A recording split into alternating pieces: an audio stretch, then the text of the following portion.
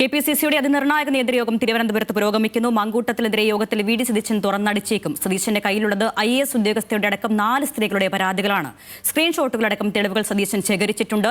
ഇതിനിടെ തിരുവനന്തപുരത്ത് നിന്ന് രാഹുൽ മങ്കൂട്ടത്തിൽ മടങ്ങി. PR പ്രവീണ നൽകും വിവരങ്ങൾ. പ്രവീണ, യോഗം എങ്ങനെ പുരോഗമിക്കുന്നു? രാഹുലിന്റെ വിഷയം ഏതെങ്കിലും തരത്തിൽ ചർച്ചയാകുന്നുണ്ടോ? എന്തൊക്കെയാണ് വിവരങ്ങൾ? കെ.പി.സി.സി നേതൃയോഗം അവസാനിച്ചു. ഈ നേതൃയോഗത്തിൽ വി.ഡി. സതീശൻ രാഹുലിനെതിരെ ഒരക്ഷരം മിണ്ടിയില്ല എന്നുള്ളതാണ്. അദ്ദേഹം ദേശീയ നേതൃത്വത്തെ AICCയെ സമീപിക്കാനാണ് തീരുമാനിച്ചിരിക്കുന്നത് എന്നുള്ളതാണ് വിവരം. താനുമായി ബന്ധപ്പെട്ട് പരാതികൾ എത്തിയപ്പോൾ ആ പരാതികളിൽ പറഞ്ഞിരിക്കുന്നവരുടെ പേരുകൾ പുറത്തു വന്നാൽ ഉണ്ടാവുന്ന ഭവിഷ്യത്ത് കൂടി കണക്കിലെടുത്തുകൊണ്ടാണ് ഇന്നിപ്പോൾ അദ്ദേഹം നേതൃത്വത്തെ നേരിട്ട് ബോധിപ്പിക്കാൻ തീരുമാനിച്ചത്.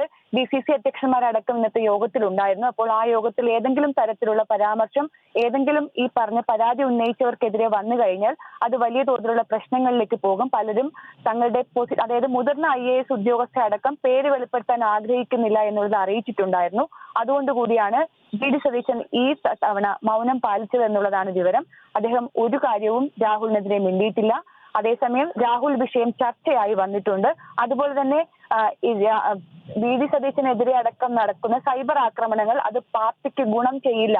ആരാണോ പ്രോത്സാഹിപ്പിക്കുന്നത് അതവർ നിർത്തിവെക്കണമെന്നുള്ള ആവശ്യമാണ് കെ മുരളീധരൻ യോഗത്തിൽ ആവശ്യപ്പെട്ടത്. അതിനെ ഒരുപാട് പേർ പിന്താങ്ങുകയും ചെയ്തിട്ടുണ്ട്. അതിനോടൊപ്പം തന്നെ വയനാട് വിഷയവും കെ.പി.സി.സി നേതൃയോഗത്തിൽ ഉയർന്നു വന്നു. വയനാട് ചെയ്യാൻ കഴിയാവുന്ന പരമാവധി സഹായങ്ങൾ ചെയ്തു കൊടുത്തു എന്നുള്ളതാണ് IC ബാലകൃഷ്ണൻ അതുപോലെ തന്നെ AP അനിൽകുമാർ അടക്കമുള്ളവർ നേതൃയോഗത്തിൽ അറിയിച്ചത്. വയനാട് DCC പ്രസിഡന്റ് യോഗത്തിലുണ്ടായിരുന്നു. അദ്ദേഹവും പറഞ്ഞത് ഇതേ നിലപാടാണ്. ഇനി ഞങ്ങൾക്ക് കഴിയാവുന്ന സഹായങ്ങളെല്ലാം ചെയ്തു, ഇനി ഞങ്ങൾ എന്ത് ചെയ്യണമെന്ന് അറിയില്ല എന്നുള്ള തരത്തിലാണ് കാര്യങ്ങൾ പറഞ്ഞത്. എന്തായാലും നേതൃയോഗത്തിൽ ഇതിനെ സംബന്ധിച്ചുള്ള ചർച്ചകൾ ഉണ്ടായിട്ടുണ്ട്. ബാക്കി വിശദാംശങ്ങൾ പുറകെ വരുന്നതാണ്. എന്തായാലും നിലവിൽ ഇത്രയും കാര്യങ്ങളാണ് കെ.പി.സി.സി നേതൃയോഗത്തിലുണ്ടായ പ്രധാനപ്പെട്ട സംഭവങ്ങൾ.